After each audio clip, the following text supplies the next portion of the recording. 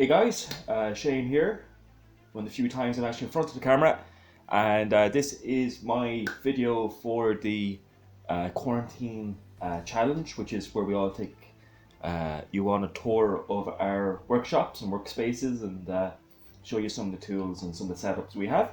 So I was very kindly recommended by PanzerMeister36 or Evan, so thank you very much, Ev, for thinking of me and challenging me to do this. So since we're all locked up, or at least most of us who aren't essential are locked up, so it's a good time to kind of get some hobbying done. So I have set up here the shed where we do all our videos and what have you. So most people never seen the full setup, and is pretty basic bitch, I have to say. My kit is nothing really fancy. My phone is my sound recorder, so it is not any way like professional really. The only real two high-tech bits of kit I have is my airbrush and my two studio lights either side of me. So we're going to pull you in, have a look at my setup here, and I'll talk you through some of my kind of bits and pieces here. So here is my studio space. So this is where all our videos are shot. This is basically a nice basic setup, and all it really is just a piece of artist's blue backing paper.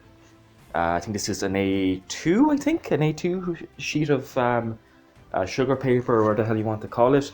And I just went for a nice blue, electric blue color. Reason for it is, one, it's just a nice backdrop. It doesn't affect the color balance of my camera as much if I was to use a white backdrop. And then I just have an old piece of black linen or black material as a backdrop for doing my reveal videos at the end and the start of a video. And like basically the backdrop, I just buy a few sheets at a time. I'll work in one section, then just flip it over so I get most economy out of it. And then I just have a very simple airbrush station. It's just literally a cleaning pot, and I just have, which is in very bad nick I have to say, is a Harvard Steenbeck Evolution CR Plus. These are fantastic airbrushes, a little bit pricey. You can get really nice ones from Badger or Premiere or Spray Max and all them. They're just as good and a lot cheaper, or Iwata, for example. I just happened to have a little bit of money a couple of years ago and got that airbrush, which was my first airbrush, and it'll probably be my last one too. I probably will never have to replace it. It's just they're just that good.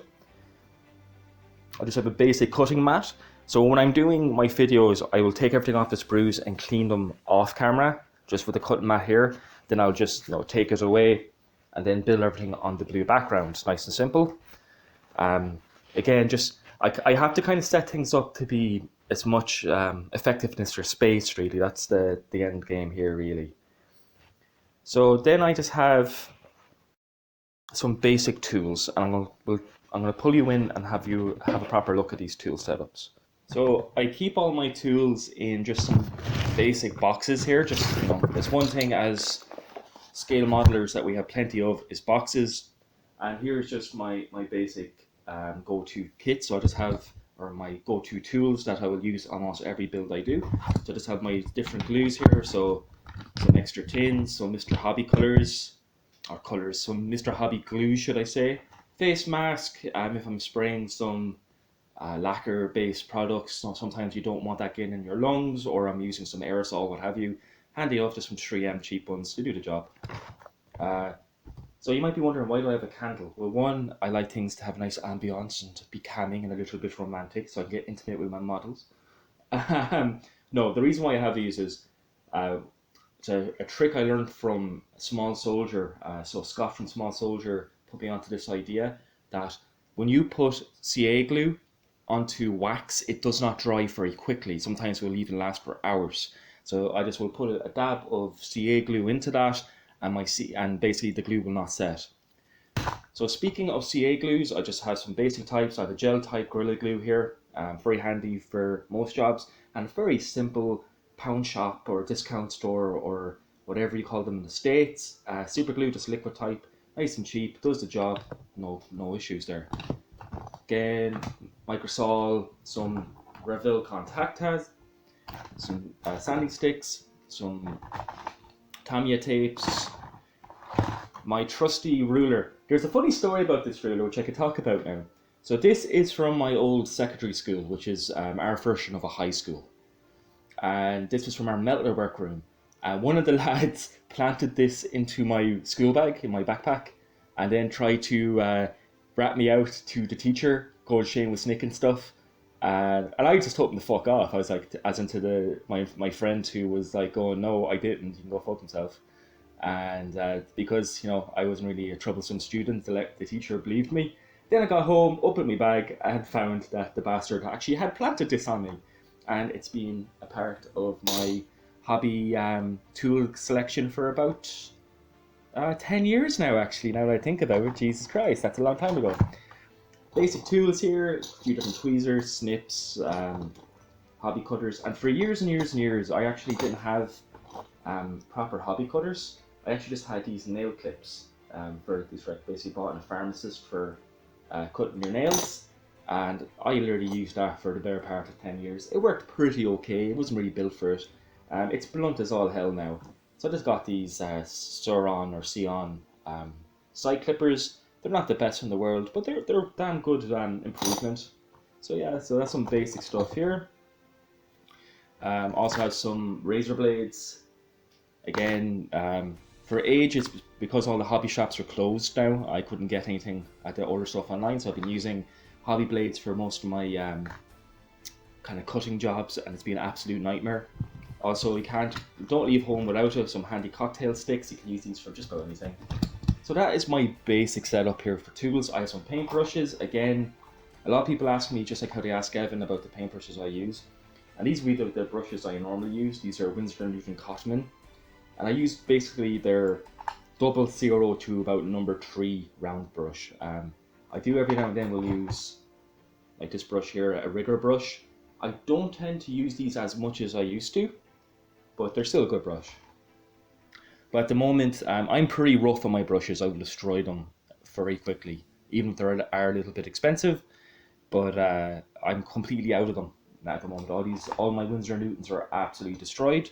So I'll talk about at the end of this video. I've got an order and some new brushes that we'll talk about at the end here. Just some new arrivals here just came in this morning. And that's really it. And then I have my little trusty painting stand. This is just a piece of wine cork from a wine bottle. What I'll do then is I'll just super glue a paper clip into this, and then a paper clip into the foot of a figure I'm painting, and that is my figure painting handle. Very simple and does the job just fine. And again, a little bit of poster tack. Again, I use that for tacking sub-assemblies onto handles, which I'll talk about in a few minutes. So that is just my basic tool set. As you can see, there's nothing really fancy here. It's just a few everyday bits of kit, and I just tend to keep it in these type of boxes so I can get at it. Then a little bit of two-part epoxy. This is some green stuff, also a bit of milliput. Don't really use them too much. I tend to more use like plastic putty, which is like an acrylic-based putty that I very much more prefer. Then I have, always handy, this is just my my basic bitch wet palette. So this is just a clam shell container. Again, very handy to keep a hold of.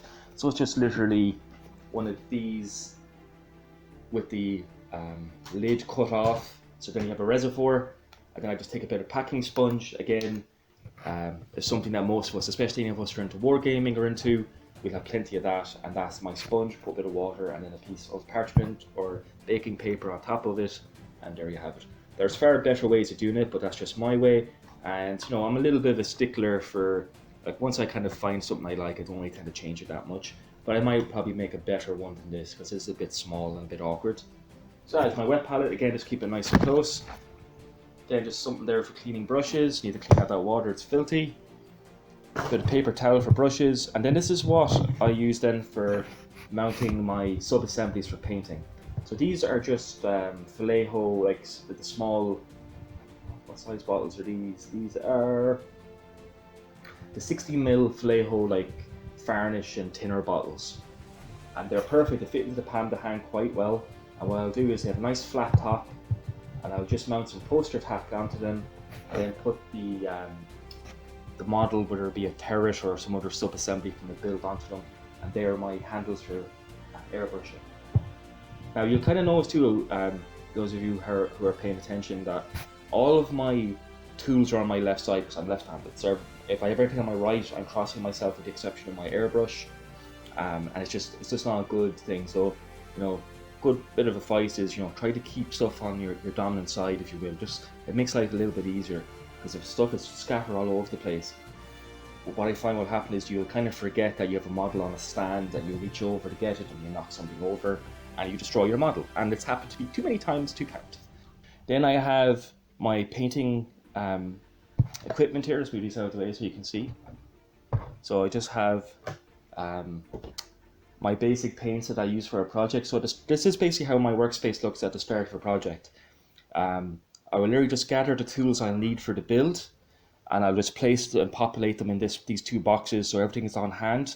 So I just have some Vallejo colors, I have some Tamiya colors, various different thinners for both Vallejo, Tamiya, Mr. Color paints here, should I say. I have my two Mr. Surfacers and a few spray primers and varnishes. And again, it's just everything is nice and handy. And that's how I kind of prefer, just to keep things simple. And then what I do is, so out of shot here, I have my old workspace. So this is actually where I started when I got into the hobby. So this is my original workspace, and what I'll do is, so you can see I have some paint racks set up. They're the MDF ones supplied by a Polish company. I can't think of the name, I'll put it in the description. And I'll just kind of have all of my paints and weathering products on that workbench. And what I'll do is, at the start of the project, I will gather all my kit, put them into the two smaller like ready racks here on the side of my studio space, and it'll just save me coming back and forth. So that's just how I like to operate. So then I have a little bit of stowage set up here, and I just have a few different containers with some parts. So I'll have like aftermarket parts. There are some figures for various different Shermans, some Alpines, some aftermarket for my Sherman builds. I also have a load of aftermarket parts here in this bin. Again, this is all stowage and aftermarket for Sherman kits that I just accumulated over the last couple of years.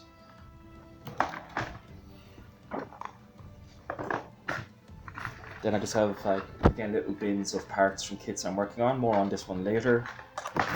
And then I just have my kind of figure, this is my bits bin for my figures.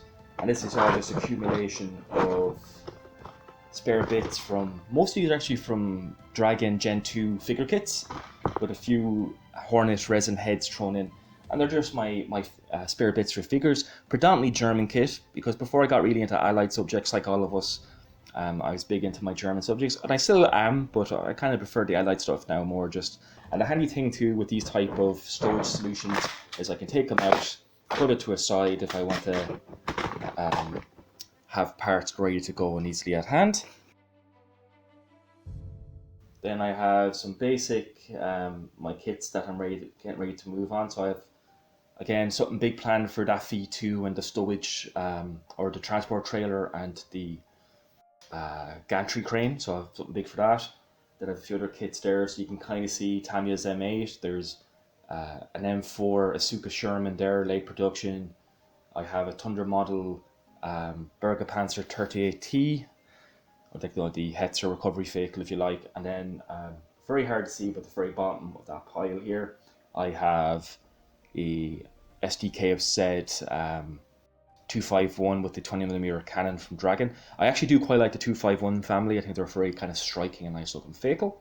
So they're all things I'm going to be working on in the future. So I got some stuff there in the post.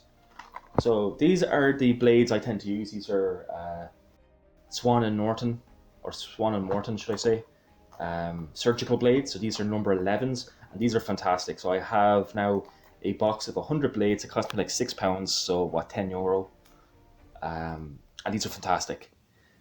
I was using, and these ones I normally use, but I couldn't buy them in big packs in Ireland just without having to order online. So I used to buy like a 5-pack, and it would still do me for a good few weeks because they do retain their edge for quite a long period of time.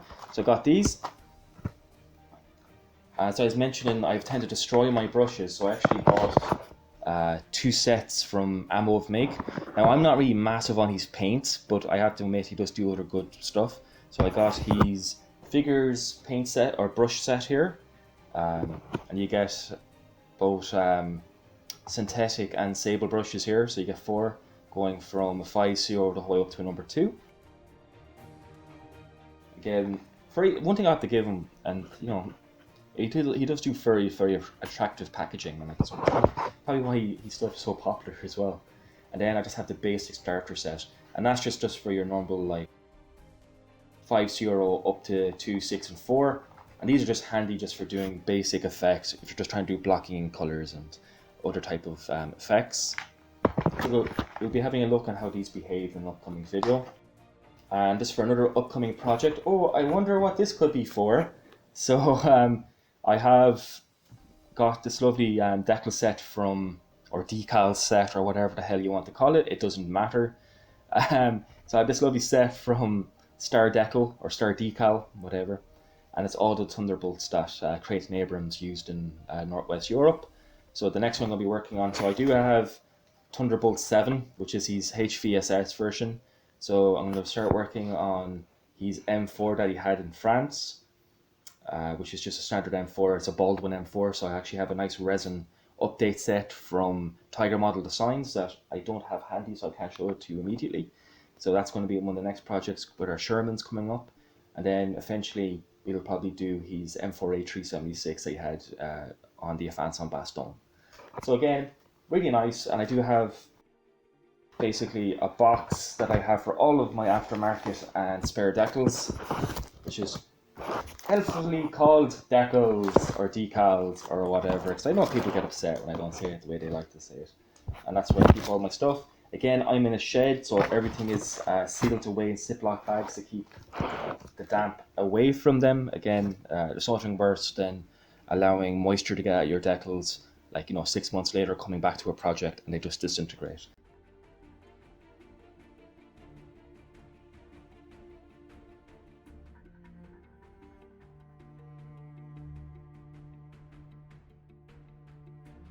Nice little things again for an upcoming diorama project that's going to be hitting the channel very shortly is these lovely 2 diorama sets from Mini Art. If you guys have been watching any of the Mighty Jingle's recent videos, he's getting into scale hobbying more and more, and he has kind of been using these quite a bit in his own projects. And anyone who's kind of on the fence of Mini Art, these are fantastic. You can do a lot with them. So I've got German road signs, World War II, France 1944, and I've got Allied ones. And this is going to help create the setting for our diorama project that we will be working on very shortly. So it's going to be an interesting project as we approach 20,000. So it's going to be the 20,000 sub special video. So some nice aftermarket, but some nice diorama accessories. Also picked up from MK Productions or Masters Kits. Some German helmets, but they actually have the lining inside them. You can't quite see it here just from how the lighting set up. So they actually have the helmet linings installed. Again, that's going to be for our diorama. And I've been trying to get my hands on this for a while, and I've finally done it, and I got my hands on some lacquer thinner. So again, you want to see how that works. Right now, I've just been using the normal X20A thinner, so it's going to be interesting to see how this behaves. So that is my basic setup, and as you can see, like, there is nothing really all that special with it. It's just basically a table, some blue backing paper, and a cutting mat. And my tools are nothing really too fancy, with the exception of my airbrush, which again, it's appalling. I need to clean it. Like, the internals of it are clean, but geez, I'm terrible for not like cleaning the outside because I just don't care. It does the job and it's never let me down. So that's like probably the most fancy piece of kit I have. And just to tie it off, just in case people are wondering what type of compressor setup I have. So I just have a very basic setup of a compressor, and there's nothing really that fancy about it. It's just literally a single tank compressor with a moisture trap and a pressure gauge. You can get really expensive ones. This cost me about like 70 quid on eBay. Someone actually, a subscriber was asking me there, what type of airbrush and setup should he go for.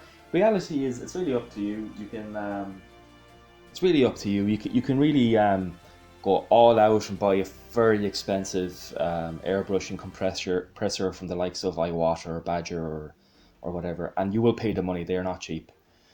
Or you can just do what I do, get yourself a decent airbrush. Again, you can use like Badger, like Evan does, or you can use Iwata or whatever. Like, they're really good and they're not as expensive. These guys got kind of name recognition, so I feel that kind of ups their price. Now, they are very good, that said, don't get me wrong, like Harder and Steenbeck are a fantastic airbrush, but they ain't cheap, and there's airbrushes out there that are just as good and quite a bit cheaper. And, you know, not all of us can drop silly money. So this is my last little like box of kit, and this is most of my weathering products. So I do have some of the like mud effects that are just out of shot, but this is where I keep most of my oil. So I just have a small bottle here of artist oil. As you can see, these are €4.45. These are expensive for how many mils? And it's for 75mm. However, if you buy the litre of artist oils, you get it for a tenner. And I have a tin or a litre can of artist oils that I decant into this as I need to refill. So that's what I'd recommend you do. Get the litre bottle of it, not industrial stuff, not the stuff you buy in the hardware. You will destroy your work with that. It's just too intense. I've used it before. It kind of gets away. You can get away with it until the moment you don't, and the moment you don't, your work is destroyed. Invest about a tenner in a hobby shop and get some of that artist grade white spirit. Again, it will go a long way. So this is what I use for my tinning. I have some sets here from 502 Octilon. Again, I tend to use the 502 stuff. I like it. I'm used to it. Again, you can use the MIG stuff. You can use Ammo of MIG. You can use Wilder. There's so many different options. Or you can just use some good quality artist oils, such as, you know, Winsor & Newton do fantastic ones. Rooney does pretty okay ones, especially here in Western Europe. So both UK and Ireland, Rooney's a good kind of like budget or cheap one. I do have a big tub of those. Don't really use them as much. I think this is the Rooney stuff. So you can see it does start breaking down and bleeding through the tube after a couple of years. But bear in mind, this is a very old tube of paint. I'd say this is about maybe 8 years old. I might actually bin that now because that's actually that's pretty gone.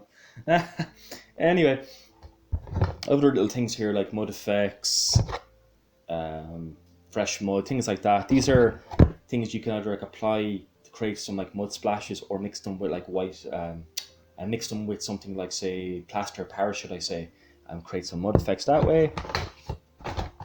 I have some coffee stirrers that I borrowed from work.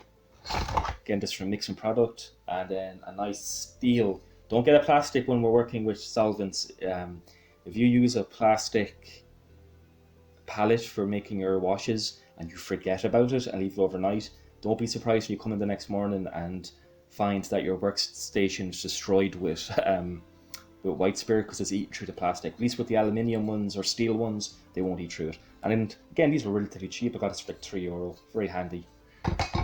And that's really it. Like, so I have very basic weathering tools, and that's kind of the main stuff I use. It's, again, nice and simple. And I just bought a few kind of starter sets a couple of years back and just added to things as I went.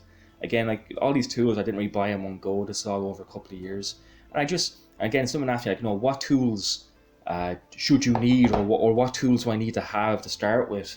Reality, I think the only real tools you need to have is some snips, some files, some decent hobby knives, whether it be from X-Acto or Swan Norton blades, and, you know, some glues. And I recommend something like Extra Tin and Contacta. That is pretty much your basic setup, and maybe just like a pair of tweezers, and you can probably get all that stuff for about $20 if you're clever about it. And that's what I'd say would be like a good starter point. Some good hobby knives and a good hobby blade, or a handle for your hobby blades.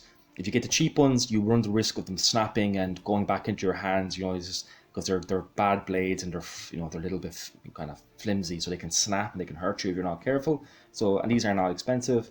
Some side cutters, you can either go straight in and buy some proper ones, or do what I did when I started off and just buy some nail clippers, and they'll do the job for a while.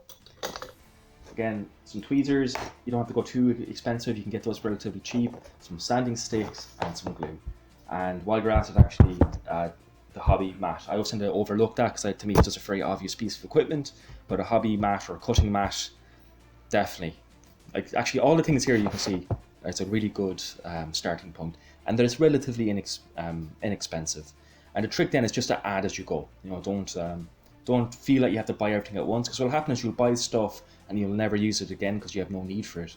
So buy as your need dictates is the best way to describe. So yeah, that is my basic setup. Again, this is a bit of a rambly video, but sure, hopefully people will find it interesting and a little bit amusing. Say a big thank you to Evan for nominating me for seeing just my workspace, and I'll probably nominate, who will I nominate? I'll nominate Scott from Small Soldier. I'd love to see your setup and what you how you do things, and of course I'd love to see Hamlet Kabakar's Michael's setup too. So if you guys are watching this and you have the time, do feel free to join in with this, because it's cool to see everyone's workspaces. And as always, to all my viewers and friends and all friends of the channel and everyone else watching, I just want to say, everyone stay safe out there, look after each other, wash your hands. That's all you have to do, boys. Just wash your fucking hands, and we'll get through this. I know some parts of the world are kind of getting a bit crazy. Here in Ireland, we're kind of doing okay. We kind of jumped onto it at the right moment. So, we're kind of coming out of it slowly but surely. I know other parts of the world have another little while yet to go until they can finally defeat this great pestilence that's upon us. But again, just look after each other, stay safe out there, guys, and I'll catch you in the next video. Again, thank you so much for watching, and I'll see you soon, guys.